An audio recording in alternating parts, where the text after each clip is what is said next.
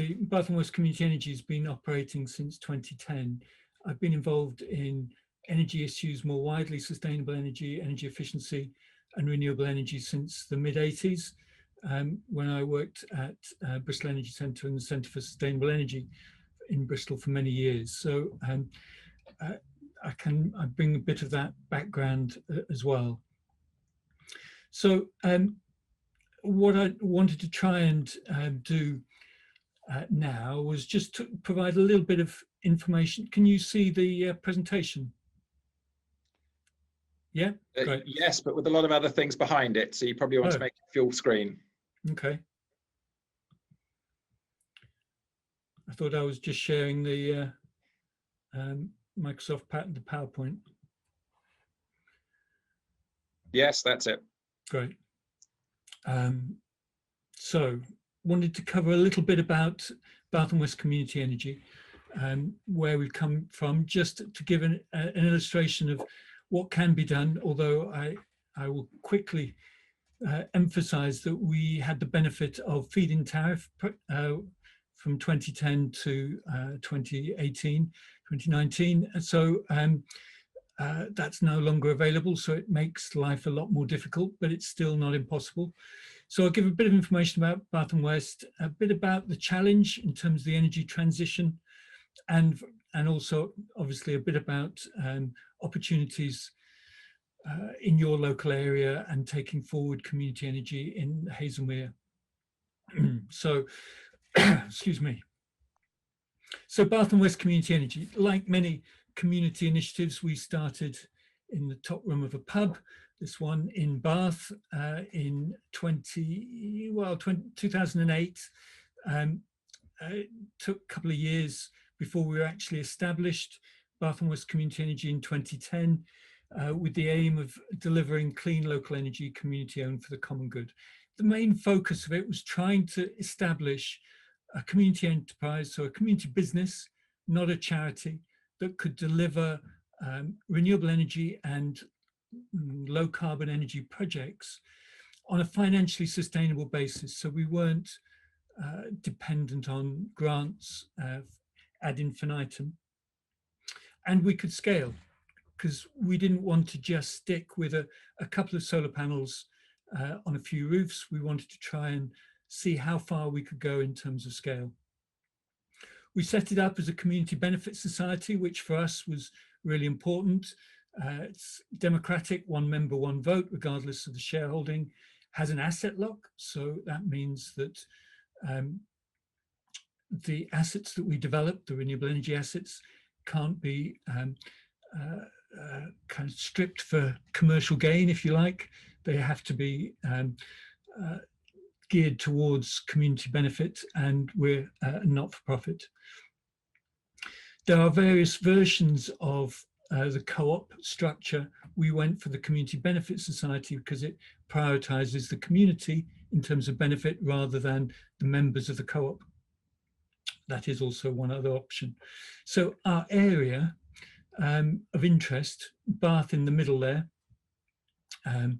just to give you some kind of location, if you don't know this area, the M4 goes across along here between kind of Chippenham and Bristol. Bristol's just around here, just underneath the table there, Keynsham.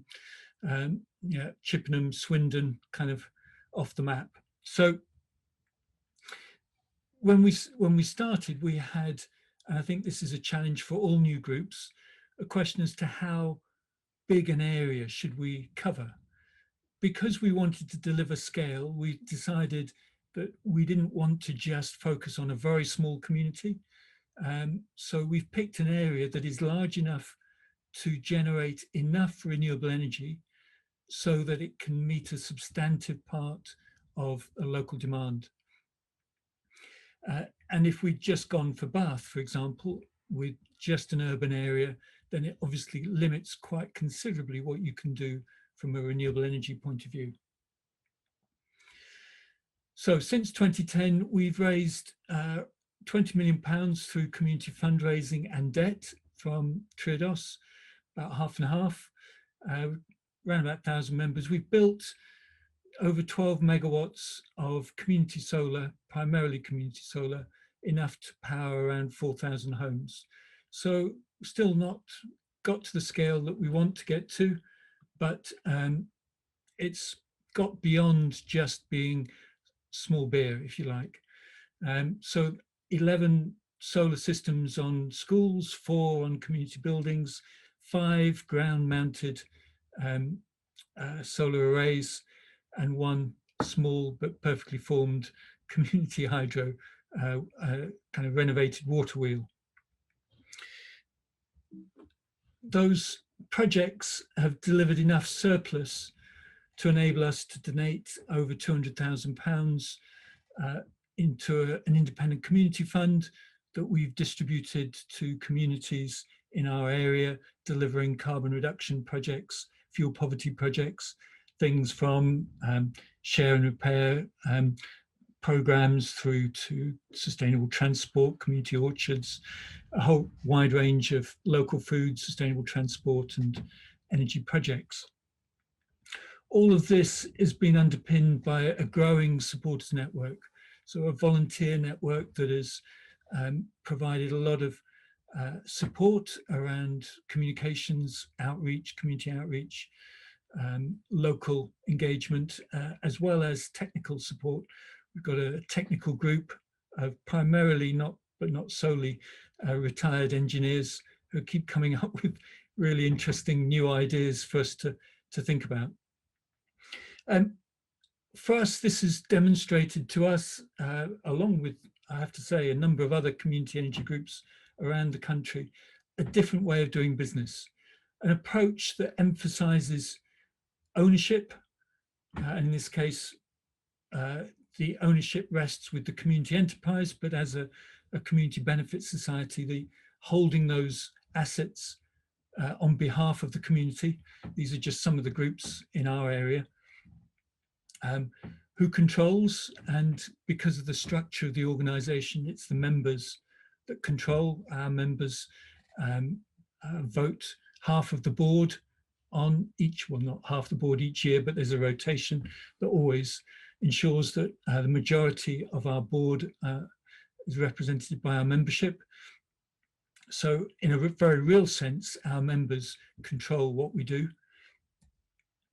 And as I say, our communities, the communities in our area benefit directly, not just through the Community Benefit Fund, but we reckon around about 35 to 40% of all our income generated in a year is retained in our local area. In a typical commercial model, all of that money would disappear out of the area. So around about £600,000 is retained each year locally. And this is really important, I think, for our view at least. It's really important in the context of the energy transition that's underway at the moment. We're familiar, obviously, with the centralized energy system that we've had for many, many years, large-scale power stations generating electricity, distributing it one way down through the transmission network, distribution network to consumers, homes and offices, businesses. This is already rapidly changing to a more decentralized system, one where electricity is flowing both ways within the network, and where consumers are generating their own electricity. New electricity demands are being created for transport, for heating. It's a very different electricity system now than it was only 10 years ago. And this has real implications for the next phase of renewable energy development. Because up until now, we've got around about 40% of our electricity generated by renewables. When I started in the mid-80s, the CEGB, as it was then, the Central Electricity Generating Board, was saying kind of through gritted teeth, well, maybe we could have 20% of our electricity from renewables. Beyond that, we're going to have real problems with the intermittency. Well, we've already blown through that. We've got 40%, and National Grid are very happy with the system as it is now, and reckon that we can expand much further than that. But if we're going to get to zero carbon, which is what we all recognise now needs to be done, we're going to need to manage intermittency far better than we currently do. So we're going to need to acknowledge the fact that we have a very different electricity system and integrate approaches to managing demand as well as just looking at energy supply. And this is a quote that I quite like, just because you might have thought this was the sort of thing that we used to say as the Bristol Energy Centre in the mid-80s. We need an energy revolution. This is actually the National Grid that said this. And it kind of just illustrates the degree to which this whole process has been normalised within the industry. There's a political dimension about the speed with which this is going to happen, but essentially this is going to happen. And the question is, how do we manage it? From a community energy point of view, we think that this has two very important things. The first is a need to balance supply and demand. We can't just keep shoving decentralized intermittent generation onto the network without thinking about demand.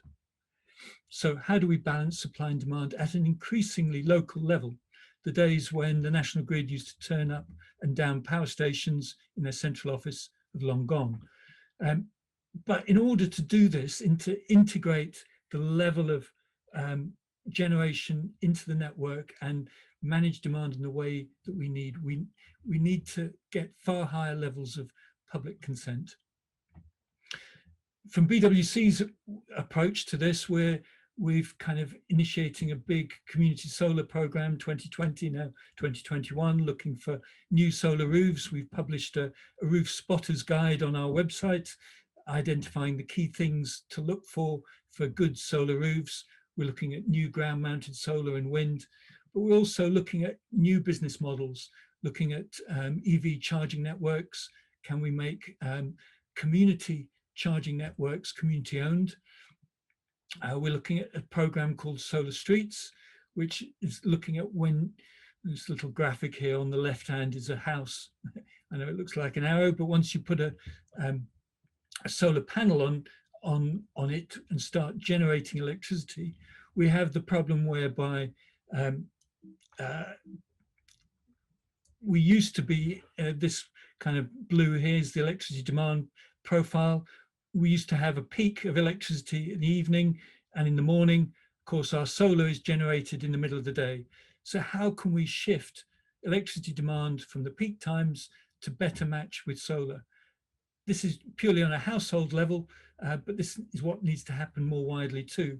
We've been running a pilot program called Solar Streets that's been looking at battery storage and behavioral change around demand shifting.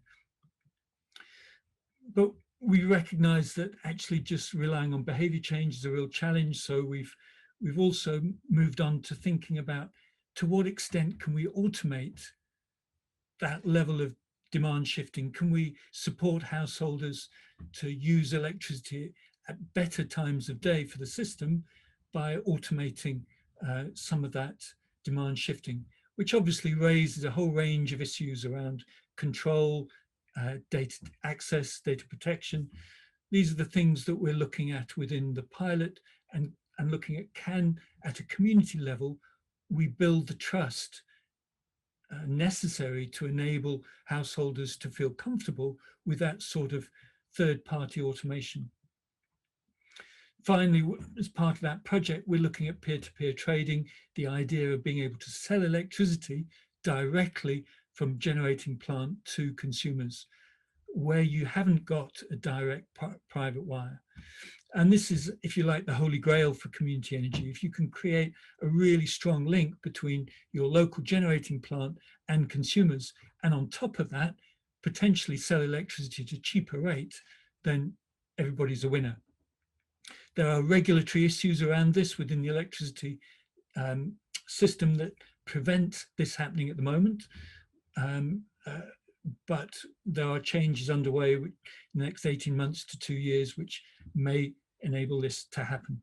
So we're looking at pilots around this as well. So moving on to Hazlemere, How do you kind of set a level of ambition for Hazlemere? Are we just talking about a couple of solar panels? I hear from Ed that you've got some ideas already for solar roofs, which is great. Taking a step back, the National Grid have published future energy scenarios for 2030 and 2050, looking at solar and looking at all the renewables. This graph just picks out the solar blue and onshore wind, the orange, across 4 different scenarios. And the interesting thing here is that if obviously there's a massive increase in 2050 to match the increasing electricity demand that we're seeing from electric vehicles and we will need for space heating. But what does this mean for Hazlemere? Well, if you said, what's the pro rata split for that? If you took the 10,000 population for Hazlemere and said, well, what would be our contribution? You might say, well, that's around about 6 to 7 megawatts of solar and wind by 2030, maybe 13 to 18 megawatts by 2050.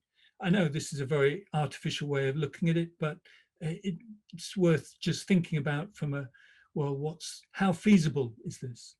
Well, by 2030, you could get 6 to 7 megawatts from one large solar array or maybe 3 large wind turbines. Or if a quarter of the homes, no, that's wrong. I was thinking a quarter of that's 10,000 homes. You've got 3,000 to 4,000 homes, haven't you? So you need about 2,500 homes with solar to get to your 6 to 7 megawatts. So that's nearly all the homes in Hazlemere, which is probably a bit of a challenge. But if you had maybe 1,000 homes, so a third of your homes in Hazlemere, and 30 communities or business roofs with solar, maybe that will get you up to that sort of level, or maybe some combination. So anyway, that's just a kind of a very back of the envelope calculation, if you like, just to give a sense as to what might be Hazlemere's fair share of the overall goal that we're aiming to as a country. That then thinks, well, what does that mean for Hazlemere? And when I had a look at your the local plan, and can see immediately you've got some challenges. So the green is the green belt, and the green dots are A and B. So Hazlemere is pretty much encircled by green belt and A and B, areas of outstanding natural beauty, which doesn't mean that you can't have ground mount solar. We've got one of our ground mount solars, 2.5 megawatt ground mount solar in a green belt.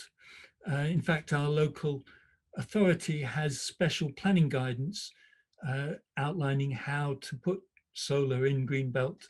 A and B is a bit more challenging, but that's still possible. There are lots of examples of solar in green belt and indeed in A and B, and even wind in A and B. However, it does raise the bar quite a lot from a planning perspective. And so it means that you're going to need to have some positive planning policies, either at a local plan level or a neighbourhood plan level, to support that sort of the larger renewable energy developments. But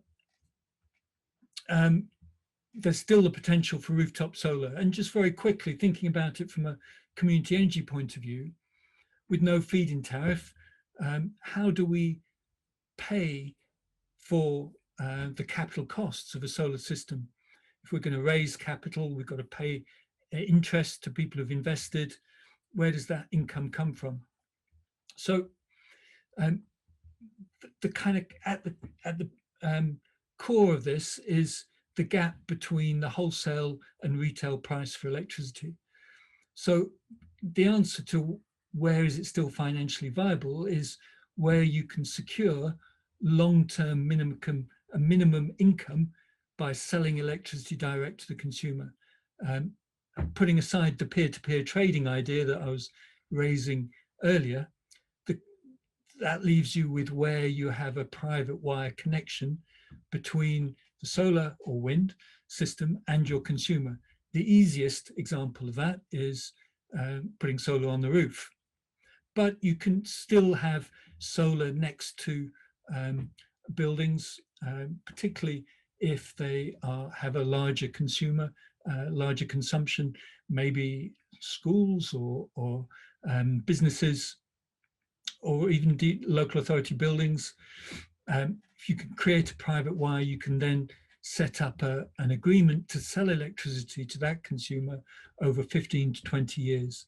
And then you can start to get, rather than the 5 pence that you could get for your electricity if you sold it to the grid on the wholesale market, you could get more like 10, 12 pence per kilowatt hour that commercial consumers currently pay. And that difference makes these projects viable. That's what makes them viable. With new business models, as I say, it opens up the potential for creating viable projects that don't have that connection. But that's a level of detail that goes beyond the time we've got this evening, but it's not impossible. So starting with solar roofs is the obvious choice. And great to hear that's where you've already got some ideas, some opportunities. There should still be lots of other opportunities around in your area though. But because of the issues around planning, I think local democracy becomes vitally important in this. So getting involved with the local parish council, I noticed when I looked on your website, Ed, that indeed got a council meeting tomorrow night even, which you're talking about the Climate Change Working Party. So but the more people that come along to these meetings and raise issues about climate, about renewable energy, the more that it shifts from the basic normal stuff that parish councils kind of deal with, like the planning, all important stuff around planning applications and the like, the more it might start to focus on this, particularly if there's an opportunity to develop a neighbourhood plan. And I'll just quickly kind of share my something else, which I think if you haven't seen, is something that I'd strongly recommend that you look at. This is a neighbourhood planning guide published by the Centre for Sustainable Energy, which goes in quite a lot of really useful information about producing neighbourhood plan, kind of ideas for policies around renewable energy, sustainable buildings, green infrastructure, biodiversity, a whole range of stuff. So really good resource. If you've not seen it already, it's really worth a look.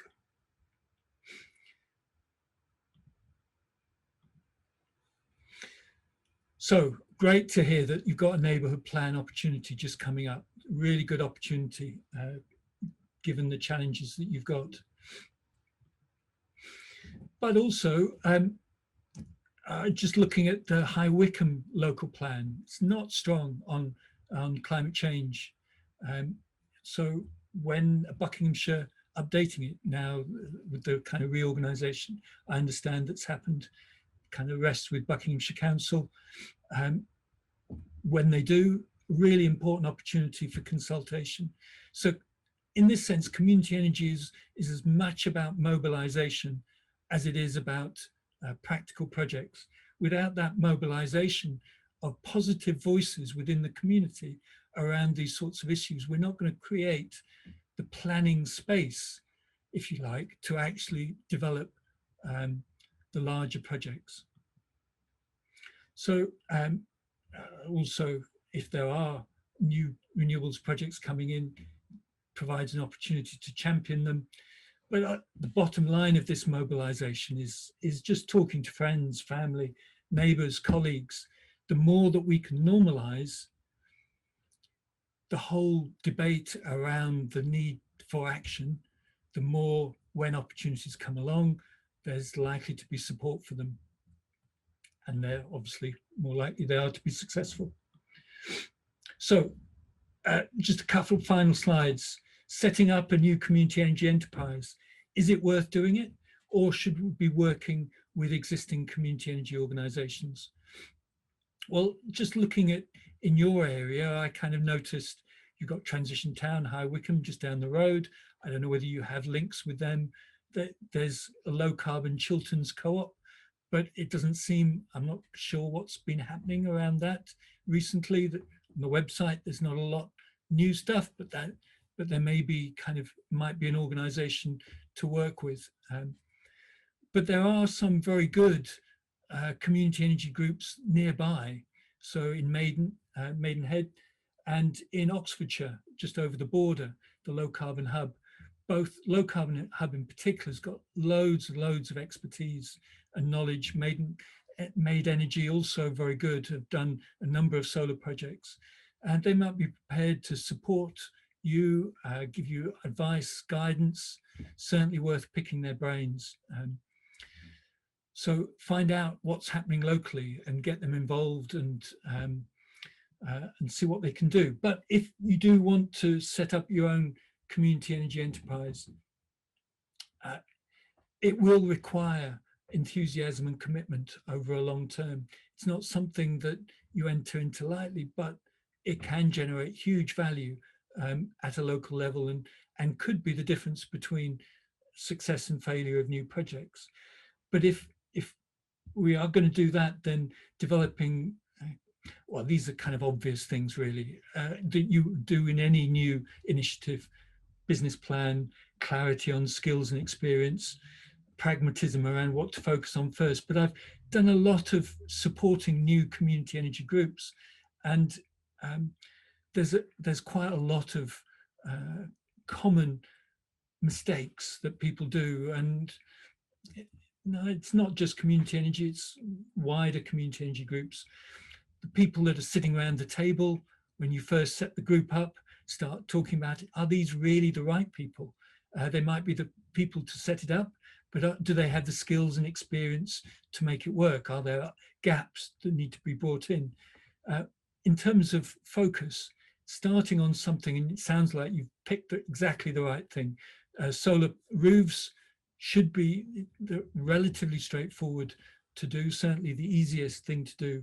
You've not picked a wind turbine or a hydro scheme, which I often see community groups doing because it's the most exciting thing to do, but it's also the most difficult, the long-winded and drawn-out thing. And the danger is that people's enthusiasm goes after several weeks or months of banging their head against a brick wall and everybody disappears. And you need to make progress quickly so that you can get good feedback in the local community and people get enthused with practical progress and take the next step. So summarize, community energy, I'm convinced, offers an approach that can underpin change by building consent, trust, and active participation. For me, I don't see how we can get the level of change that we need, particularly at the rate that we need it, without something like community energy. But it's not just about practical projects. We need to get that community focus around local democracy as well as practical projects. And you're not alone. There's an opportunity to join a growing movement. Community Energy England is a thriving community energy association that's out there, provide lots of help and support. As I said, there are local organizations that could help you build on what's already there wherever possible. And get involved, decide how ambitious you want to be and work out what you need to do and get people involved to help you do it. So, yeah, questions? Great, thanks very much, Pete. That's great. Thank you. Would you probably mind putting me back as host while we start on the questions? That would be great. Thank you.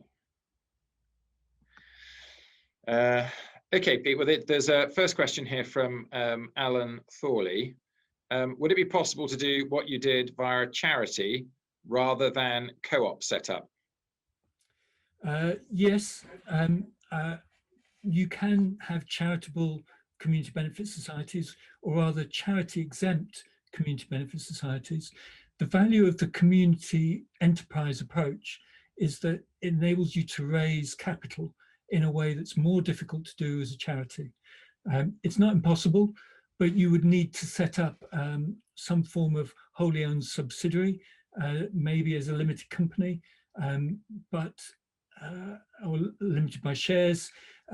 But then you have issues when you raise capital into that sort of legal entity.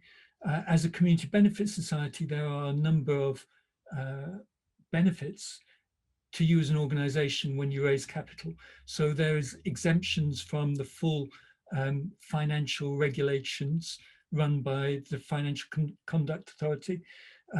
To do a full share issue costs between £20,000 to £30,000 because you have to get fully accredited.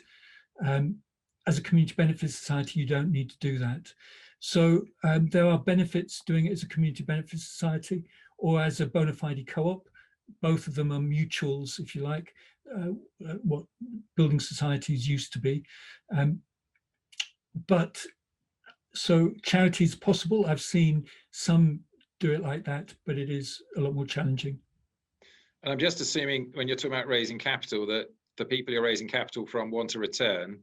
And if you were doing it under a charity, you wouldn't be able to give them one if you're a not-for-profit. That it would be more difficult.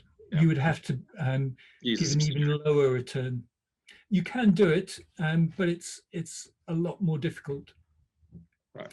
You can get the best of both worlds. So we set up a charity. We have an independent community fund is a charity. It's a charitable incorporated organization, CIO, and we donate money to it each year, and then it distributes funds. Other organizations like the Low Carbon Hub that I mentioned in Oxford also has a charity, and its charity actually delivers activities as well as distributing funds. So there are ways that you can amalgamate the two approaches, but they have to be totally independent organizations. Right, okay. Henrietta Court has asked, would you still be able to set up in the same way now, given the lack of government incentive feed-in tariffs? That's obviously referring to your first couple of slides. Yeah. Yes, you can. It doesn't prevent you from setting it up, the community enterprise. It just makes it a little bit more difficult to develop viable projects.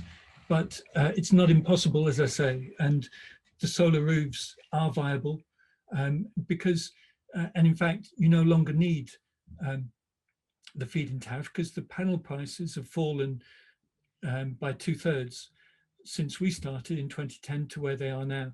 So you can install a project for a lot less, which means that you don't need the feed-in tariff. Right. For those sorts of projects. Okay, David Blackmore is asking, you mentioned getting funds from Triodos. Can you say more about that? What was the basis for Triodos involvement? So they provide senior debt, as it's called, into our projects. You wouldn't need to worry about that debt for small projects, rooftop schemes, but once you start developing larger schemes where you're looking at millions of pounds, then it can be useful to get debt. And we've set up a wholly owned subsidiary of the Community Benefit Society, which is a limited company, so we raise the money into the Community Benefit Society from the community fundraising, but we draw debt from Triodos into the wholly owned subsidiary.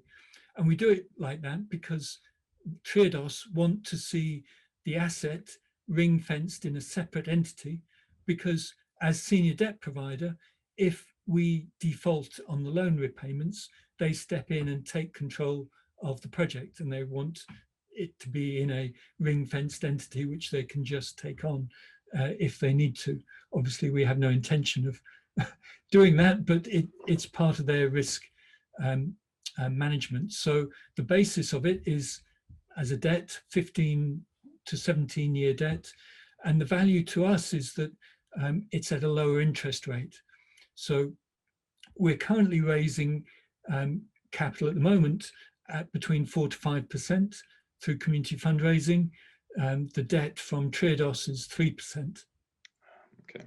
So it means that the projects have lower cost of capital, which means they're more viable, and ultimately more surplus is generated to circulate back into the community. And Pete, why choose Triodos? Is it because of their green credentials as the most green and ethical bank, or is it because they were giving special rates to community projects? No, it was because they're an ethical bank, and they were very keen to support us as community energy projects. However, they didn't really give us a better deal than we could have got from other commercial banks.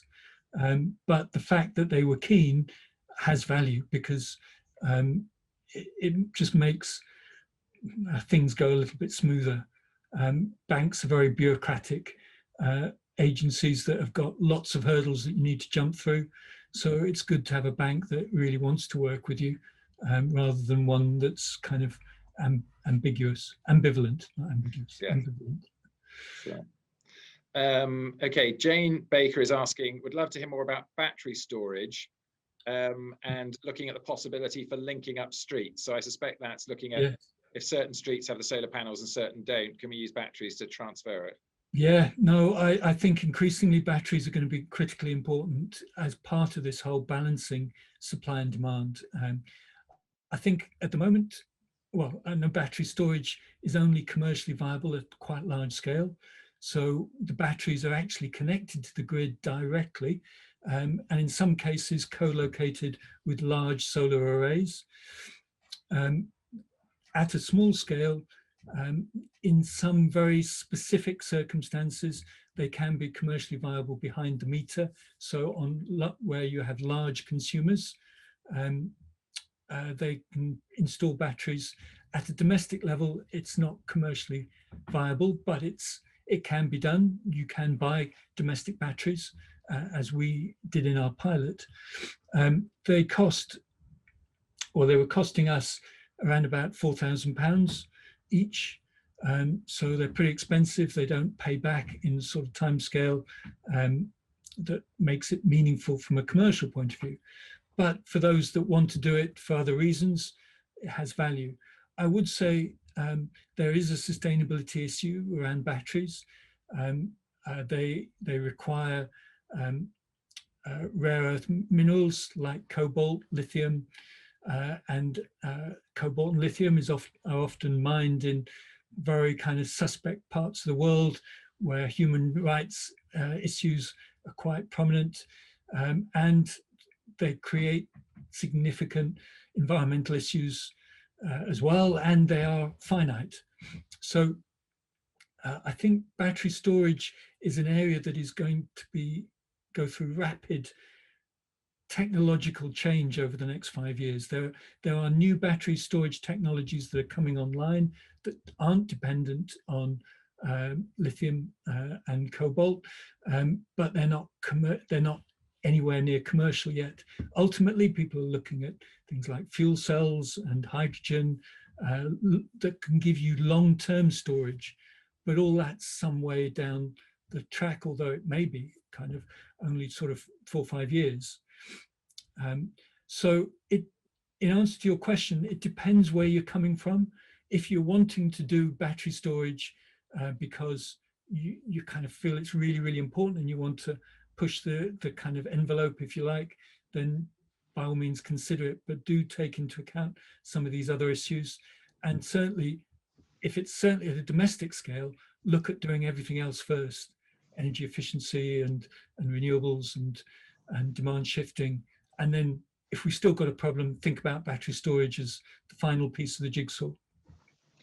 And sorry, just finally say that we're going to have increasing amounts of battery storage traveling around our kind of streets on 4 wheels.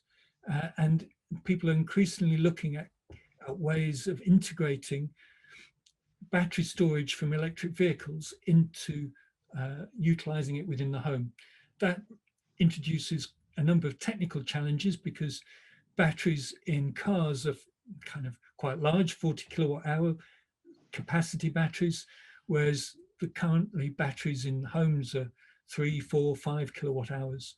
So there's technical challenges around integrating the two, but that also will be coming down the track. Just interestingly, because I can see there's somebody on the Zoom that actually has a family member who installed some ex-Tesla car batteries once they reached their usable life in the car into their home to do their storage. Presumably, Brilliant. if we have a lot more electric cars, we're going to have a lot more batteries coming out of them that can then be repurposed. Yes, and because car batteries are built to withstand far higher power drains than you get within the home, as you say, they can have a second life in a different context after they're no longer good for cars. Yeah. Okay. Stuart Gaunt's made more of a comment, so I don't know if you've got a comment on it. Emerging technology of PV will make panels 45% efficient versus current 20% efficiency. Yeah, and my only kind of caveat to that is, and I hope this won't be carrying on for a long time, but ever since I kind of started working in this, the third generation solar panels were just around the corner. And we're kind of 30 years later, 35 years later, and they're still just around the corner. I have reason to believe that they are now closer than they ever have been. And people are optimistically talking about within the next few years producing viable products that can actually be utilized with that sort of efficiency level. So yeah, and then we just start plastering them everywhere. So great. I mean, Jane had asked a question while you were going on and you immediately answered it in your talk, but I'll read it out and then maybe get another comment or two on it. So Jane's saying, with all you've learned, what's the ideal scale we should aim for? And Jane is saying we have about 5,000 households in Hazlemere. It's probably a little bit less, probably more around the 4,000, 4,500, but up to 5,000. yeah. And your suggestion on that is trying to get half the households with panels on them. Yes, that would be great. If you got half the households with panels, and of course, how many are facing in the right direction? And there's going to be loads of properties that have got shaded. So I think getting half is going to be pretty challenging. But then how many larger roofs are there in your area? How many schools, community buildings? Ideally, you want kind of projects. So from our point of view, when we're looking at projects, we're looking at trying to identify roofs that are 300 to 400 square meters. So kind of size of a tennis court. Then you can start to get around about 40 to 50 kilowatts on them, and it starts to be kind of attractive. They can be viable, smaller scale than that, but you have to have particularly good site for that to be the case. So I don't know how many of those sorts of roofs you've got in your area, but it's certainly worth kind of looking, kind of doing a bit of a kind of walk around the area, trying to identify, or in fact, Google Maps is the first place to start, kind of trying to identify large roofs in your area, which is where we started. Can we just look at the psychology just for a sec on that, Pete? And if you've got any experience of this kind of thing, I mean, if we've got 1 out of 20 of our roofs with a solar panel on the moment, that would be pretty extraordinary. I think it's a lot less than that. But to the idea of moving up to 1 in 2 with a solar panel on it, yeah. Have you any experience of the sort of promotion or the local community psychology that needs to go into getting that kind of uptake? No, nobody's achieved that level of penetration, and that's why I kind of agreed with what you said earlier, that I think getting 50% of your households with solar would be pretty challenging, although our council is kind of trying to set that as an aspiration. They reckon it's doable over 10 years, not so by 2030 they want to have 45% of households of buildings with solar on it. I think that's really challenging.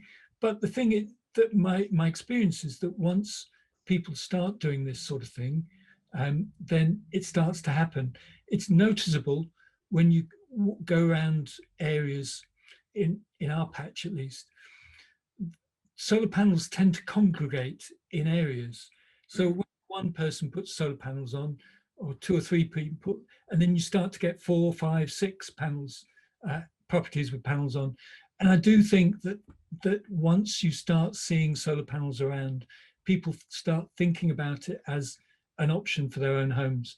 And now the panel prices have fallen hugely. It is kind of something that could be still done. However, I think panel prices need to fall further for it to be really commercially kind of attractive to householders again. We're still in a bit of a limbo between the feed-in tariff world and the world of just reducing my fuel bill and the financial benefit of that. So people will still do it because they want to do it, but to get that level of mass take up, it needs to have a financial driver as well. So I'd set a target, a lower target than that, because it needs to feel doable, and 50% from a standing start probably doesn't sound doable. And Yeah. from a psychological point of view, if you start promoting that locally, people might just say, oh, you're never going to do that, and it might not enthuse people to get involved. Yeah, sure. You mentioned solar streets, and I think you said you were working on a solar street project, or had done. Yes. I know that one of our adjoining, or not adjoining, but not far away, another local area is intending to do a project with solar streets. Could you just give us a brief intro into what you're doing? Yeah, I think our Solar Streets project, Solar Streets as a name is being used in lots of different contexts. Our Solar Streets was a limited pilot in 2 streets, looking to install solar and battery technology, and then monitoring electricity demand at the local substation. So we could monitor the peaks in demand, and then we worked with people kind of house to house and on a community basis to encourage shifting demand away from peak. And during that project, we got a 20% reduction in peak demand just from people shifting behavior, which was interesting. I think, though, the Solar Streets projects that other people are looking at are more the sort of bulk purchasing type approach, where you say, are you interested in solar? Let's get as many people as possible who want to get solar on their roofs, and then go to a potential installer and get a really cheap price because we've got 50 systems to install rather than one. And that works really well. And it would be the approach that I'd suggest doing if you were going to do that. I think we were keen to try and see whether we could develop community-owned solar on domestic roofs. So the community enterprise kind of installed the systems and had a lease with the householder, and then the householder got the benefit of the discounted electricity. But commercially, it doesn't yet stack up. The systems are too small at a domestic level to do it on that community enterprise basis. So the only way of doing it at the moment is through that mass bulk purchase approach. Hopefully within a couple of years, panel prices will fall further, and it might stack up as a community investment opportunity as well. Okay, great. I mean, I can see I've got 2 or 3 of my colleagues from the parish council here who are actually on the neighbourhood plan working group as well. You've had a bit of a look at our area, Greenbelt, AOB, etc. Have you got some thoughts, comments, recommendations for us in our neighbourhood planning group? Well, I think having some policy around on what basis might you accept solar panels, particularly in Greenbelt area. On the AOB, you would need to work in partnership with the AOB being concerned. But Greenbelt, you could kind of look at policy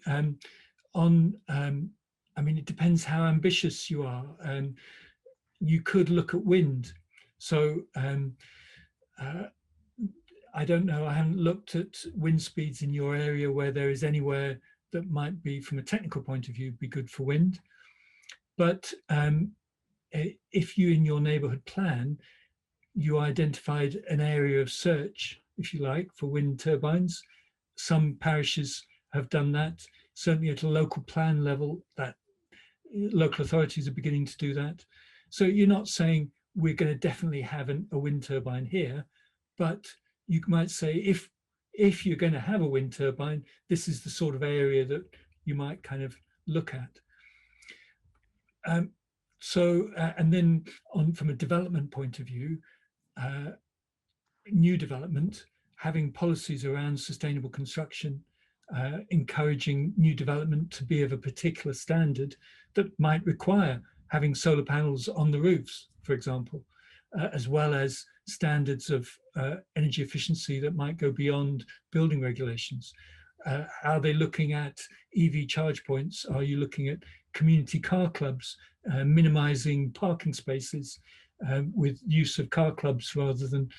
so there are a number of things that you could do to try and make development more environmentally sound, which I think was of concern for you, Ed, when we were talking before. Definitely. If you look at that neighbourhood plan guidance, that has some really useful information in it. Okay, great, thank you. Okay, Stuart Gaunt is asking, community energy hub sounds very much like a franchise model. Find out what works, repeat, repeat. Sounds more likely to succeed than us all learning each time. Has that been considered? Did you say a community energy hub model? Community energy hub in capitals. I assume, Stuart, you're looking at a particular organisation, are you? You'll have to unmute if you just wanted to explain what that is. No, well, all I was saying is I was noticing that everything that Peter was saying was very much like, well, you could do this, you could do that, as if it's been done somewhere else before. And the model for franchises commercially has always been that somebody figures out how to do, I don't know, painting cars in a particularly efficient way. Then they just train people up to paint the cars in that way. And then they just repeat and repeat and repeat the same model. Sounds like this is an ideal opportunity for that sort of thing, where the central people learn how to do it, and then we all learn from that, and then do the same again. There are various approaches to approximating that. The strict franchise model has not been something so far that has been taken up. There's some reticence within the community world, community energy world, and the wider community world about the sort of cookie cutter type approach where you say, just because it worked there, it'll work here. Now, I think there's a lot of truth in that, but a strict franchise model where you kind of have a whole set of templates that you just kind of distribute might not work, might do. But what people have done is set up community energy development organizations which support communities to set up their own community energy group and then support them to develop their projects. So there are organizations like Share Energy, Energy for All, and Communities for Renewables. They all do that sort of thing nationally. In fact, Corket Solar up in Buckinghamshire, further north, was set up with support from Communities for Renewables. So those organizations kind of do that sort of thing that you were talking about, Stuart, but without going the full kind of hog of a franchise model. And then there are those sort of national organizations that work anywhere. And then there are regional organizations that do a similar thing. So Low Carbon Hub, for example, does that in Oxfordshire. It develops its own projects, but it also supports community energy groups in Oxfordshire set up their own outfit. So I know you're not in Oxfordshire, but you're kind of not far from it, the border of it. So Low Carbon Hub might be prepared to support, which is why I flagged up them and Made Energy, because I think you're absolutely right. Kind of learning from others who've been through this makes absolute sense rather than kind of making all the same mistakes. Pete, I'm sorry, we're going to have to wrap up. So just probably two quick things.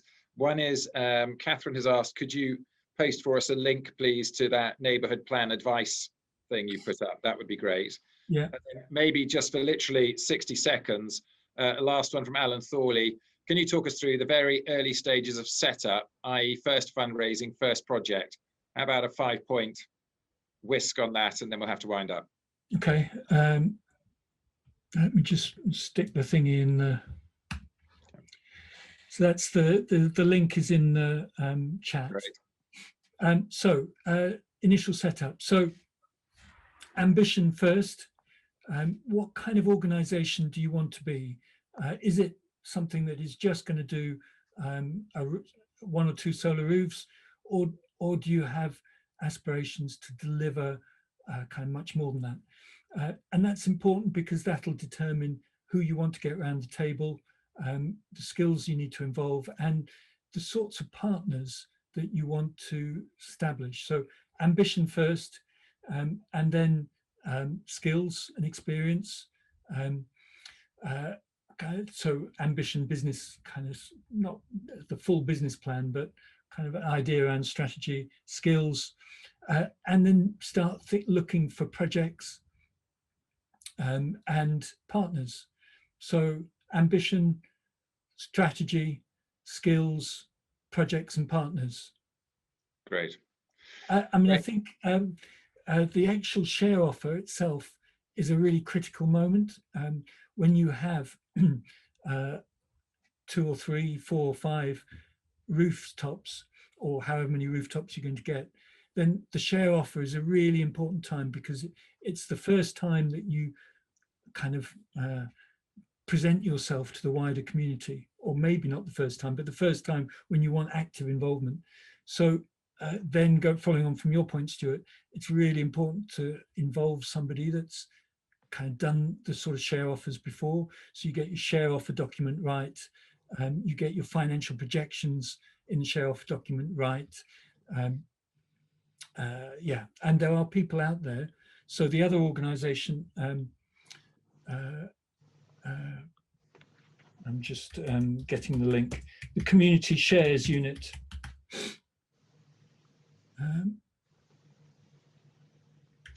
Right. I think, Pete, if it's okay, while you're just posting that link, yeah, I'll just wrap up as there is another meeting coming onto the parish council okay. second. So thank you so much for doing that. I mean, it was actually a particularly pertinent talk for us, considering we're already thinking about it within our Climate Emergency Working Party, to which everybody's welcome to join locally if you're interested. But it's also great because I think there might be more interest in the area, both in Hazlemere and I know in surrounding areas there is as well. So it's very pertinent. So absolutely brilliant. Thank you so much, Pete. Thank you everybody for attending. Good luck. Please.